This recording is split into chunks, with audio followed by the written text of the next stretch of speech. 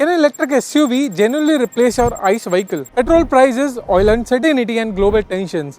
And right in the middle of it, India is pushing for the electric future. Even PM Modi recently urged citizens to save fuel and move towards EVs. So, what happens when a former ICE hatchback owner moves to EV? Hi. Hello. Welcome to EVFI. And can you just introduce yourself to our audience? So my name is Tushar और मैं software engineer हूँ Blinkit में Okay. पिछले 3 साल से और लगभग 5 साल से सॉफ्टवेयर इंजीनियरिंग कर रहा हूँ और मेरे पास B6 है पैक 2, ठीक है, और ये 79 किलोवाट आवर की बैटरी है इसमें और लगभग अभी मुझे 520 के अराउंड रेंज दे रही है। अच्छा, ये आपने गाड़ी कब ली थी? ये मैंने गाड़ी 6 फेब को परचेज़ करी है, तो लगभग अभी मुझे 3 महीने हो गए हैं इसको परचेज़ करे हुए।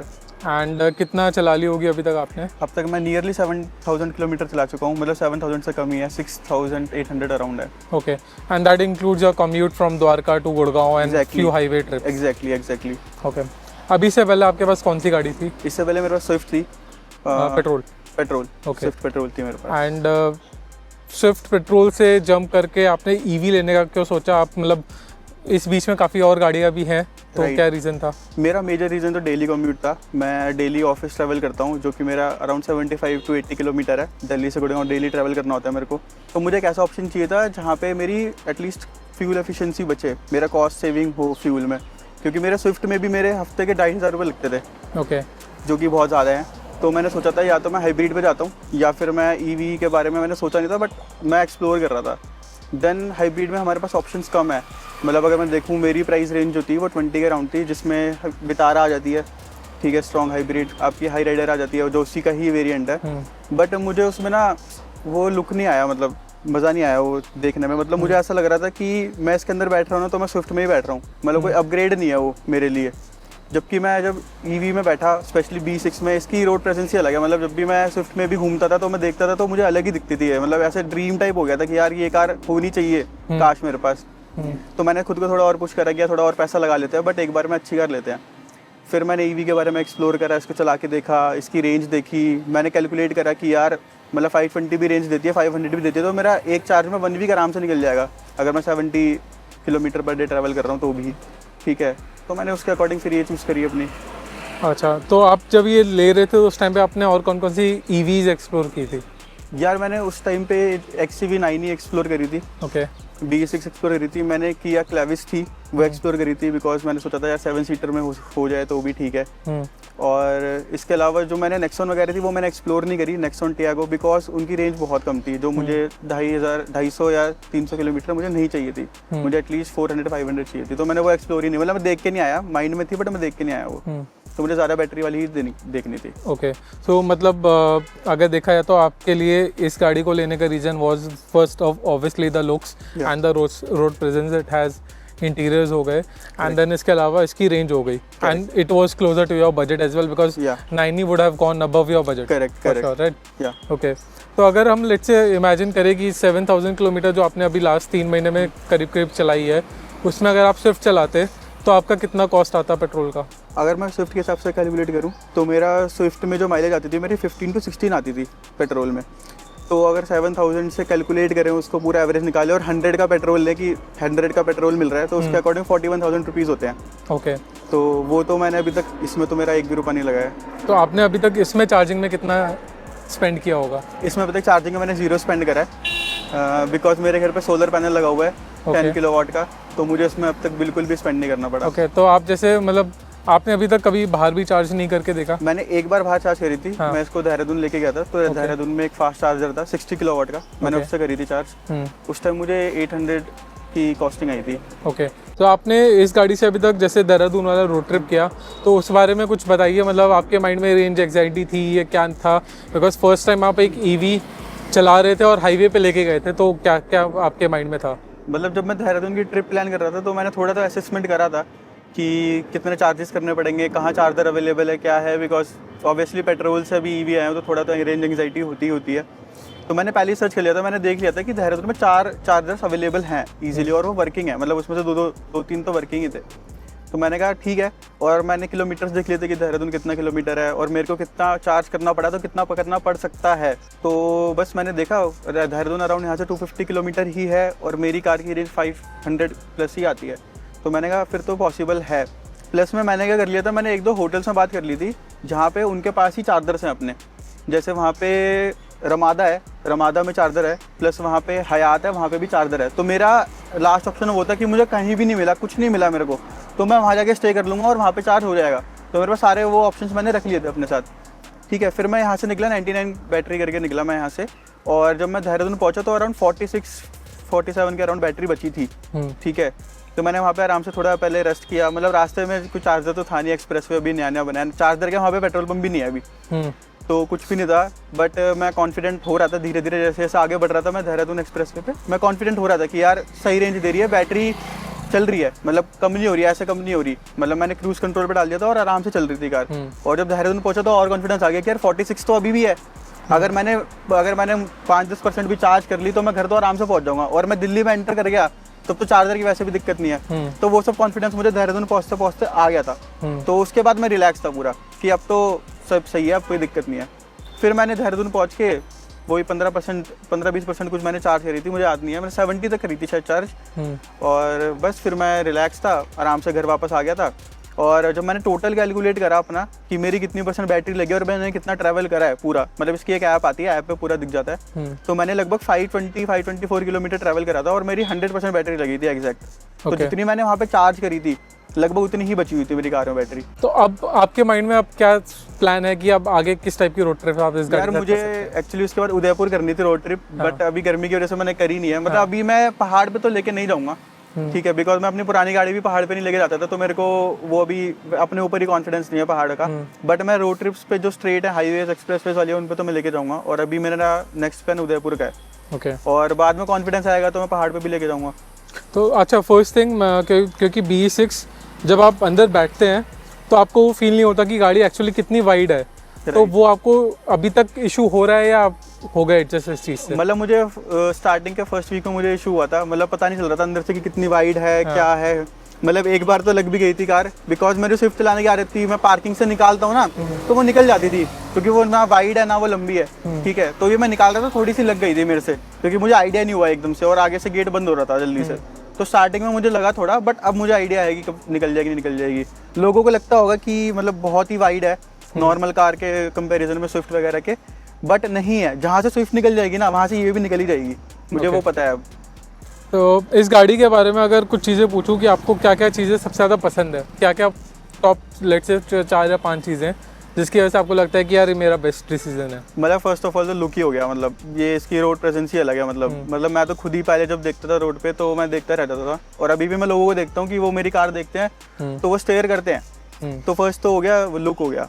सेकेंडली हो गया जो इसकी पावर है, ईवी की ऑब्वियसली पावर ही मतलब अलग ही है। मतलब मैं इस पे एक्सीलेटर पैर रखता हूँ और मैंने दबा दिया तो वो फिर अलग ही भागती है, मतलब पूरा पीछे हो जाते हैं पूरा हम। तो वो पावर है, अलग ही लेवल है इसकी।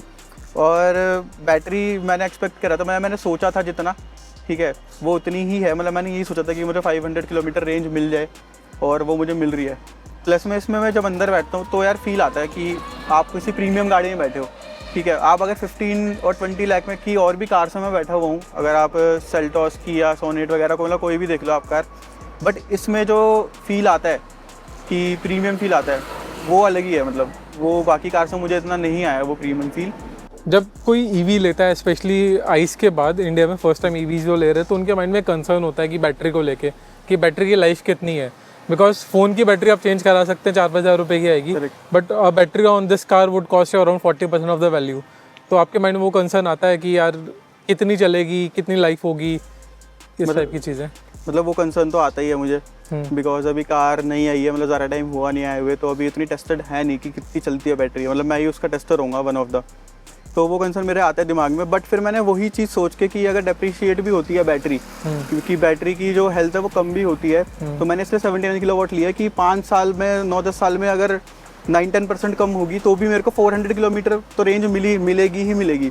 तो मैंने वही सोच के लिया, बट हाँ वो चीज़ दिमाग में है अभी।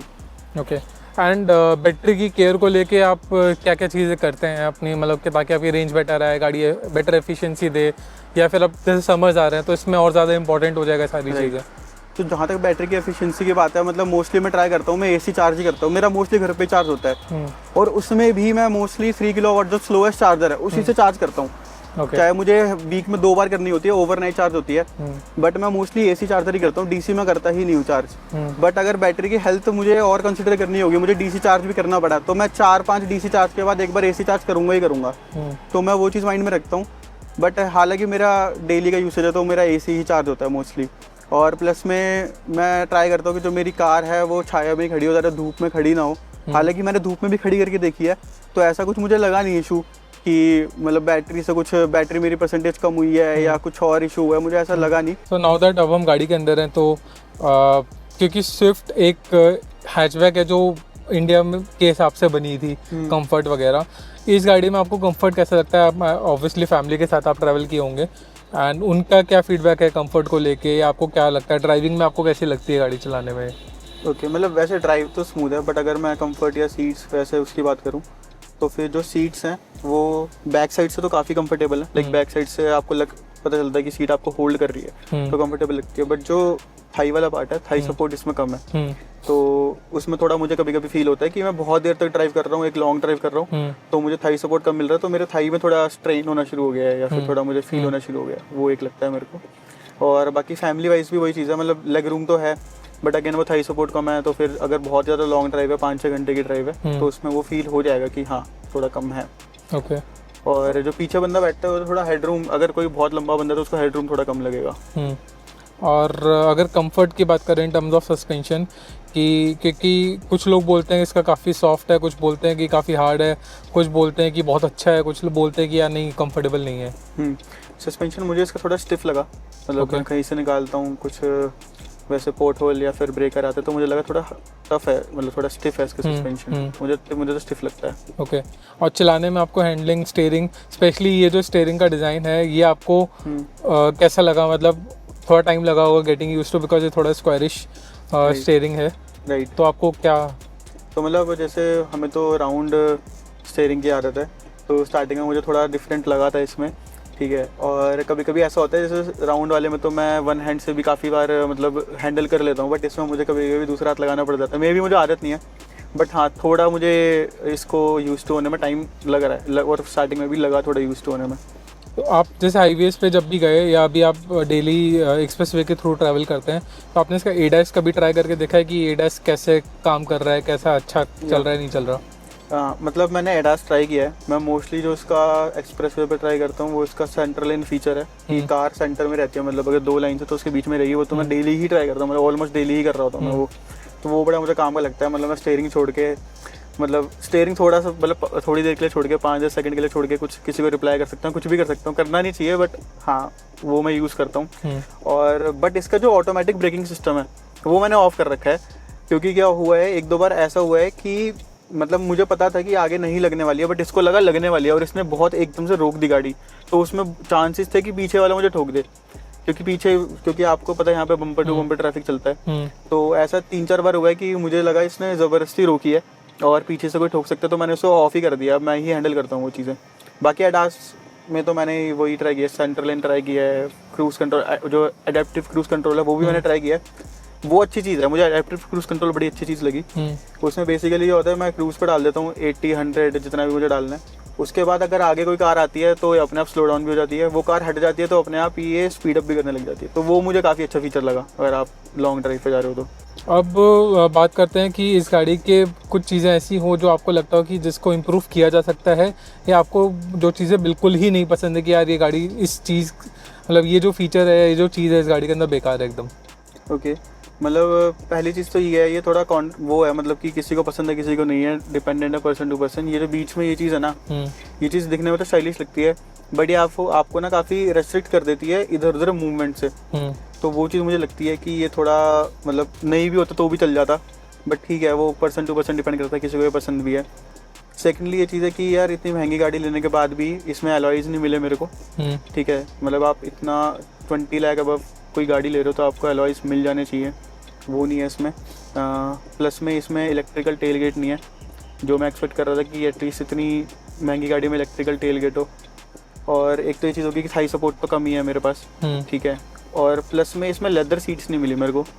मैं एक्सपेक्ट कर रहा था कि क्योंकि लेदर फिनिश और लेदर सीट्स का अलग ही लुक आता है, पूरा इंटीरियर ही चेंज हो जाता है मतलब अगर वो चीज़ हो तो वो भी मिल सकती थी। इसमें हाफ लेदर और हाफ फैब्रिक वाली चीज़ें हैं।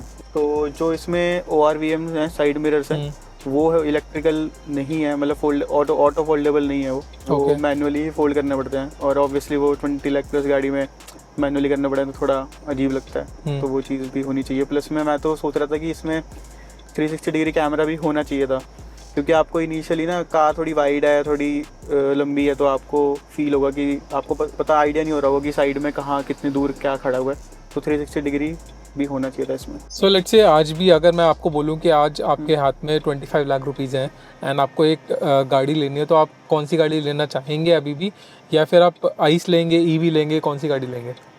यार अभी भी मैं ईवी ही लेना प्रेफर करूँगा, बिकॉज मेरा यूज़ केस ही वैसा है। मेरा जो डेली कम्यूट है 70-80 किलोमीटर का, मुझे उसके लिए ऐसी कार ही चाहिए जिसमें मेरा रनिंग कॉस्ट कम हो, तो मैं अभी भी ईवी ही लूँगा। और अभी भी मैं महिंद्रा की BE6 या फिर XUV9E पे ही जाऊँगा, क्योंकि ये कार्स एक्चुअली स्पोर्टी लुक हैं, अच्छा फील करवाती हैं आपको, ग्राउंड क्लियरेंस भी अच्छी है, लुक है और कॉस्ट एफिशिएंट है। So mister Tushar, thank you for giving us your time and we wish you best of luck with this car. Good luck with this car. Enjoy your drive, and we are looking forward to meet you soon. Let's say after you have driven the car for about 50,000 kilometers or so. Sure. And we will love to hear it from you. What's your experience by that time? So after about 7,000 kilometers, would this Uno go back to a petrol or diesel? Probably not. The Mahindra BE6 isn't just an electric SUV for most of the people. It's becoming more like a first taste of what future of mobility would look like. But let me know in comments, would you switch to an EV after watching this video? Till then, keep watching EV Fire. Don't forget to like and subscribe to our channel.